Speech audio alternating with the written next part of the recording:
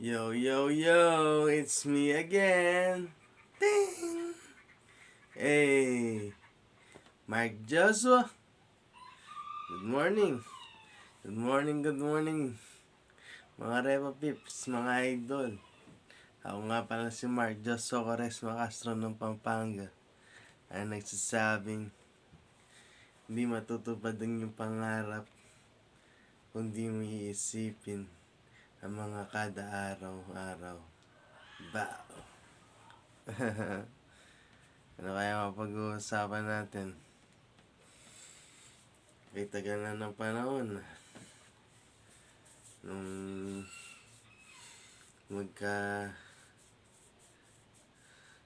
sagitan sa COVID.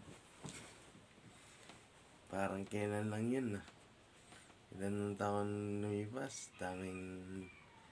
Daming mga nangyari nun. Maraming nagigipit na tao pero salamat sa gobyerno. Hindi masyado nagipit mga tao nung panahon ng COVID. Ay, naulit lang na yun dati ilang taon lumipas. Matagal na panahon lumipas pero umulit yung sakit na yun. Kasi lala siguro nung nangyari noon. Hindi talaga maiwasan yung mga kahirapan na gano'n. Sana wala na mangyaring masama. Pero di maiwasan tulad ng bagyo. Normal lang yung bagyo pero marami pa rin nakagupit yung mga bagyo. Yung Lindol, Uulit pa yon sa nakatak ng panahon. Pero hindi ngayon. Hindi ako nagpe-predict. Pero uuli yon. Marami ng beses lumindol dito sa mundo. Sana di na maulit yon. Kasi nakakapangina. Habang buhay ako, sana di na maulit yun. Dahil na pagtanda ako, nakakapangina yun. Ay, nako. Nakakapangina ngayon.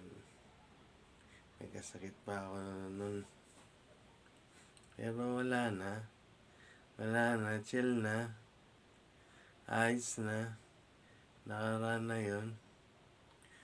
Pero wag na nga lang sana maulit. Ay, nako. Ang hirap ng buhay pag nakakainip. Ano kaya magagawa ko? Lobo.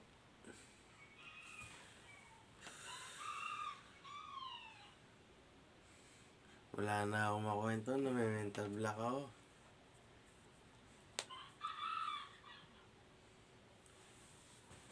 Ay, sige na, paalam. Bye-bye.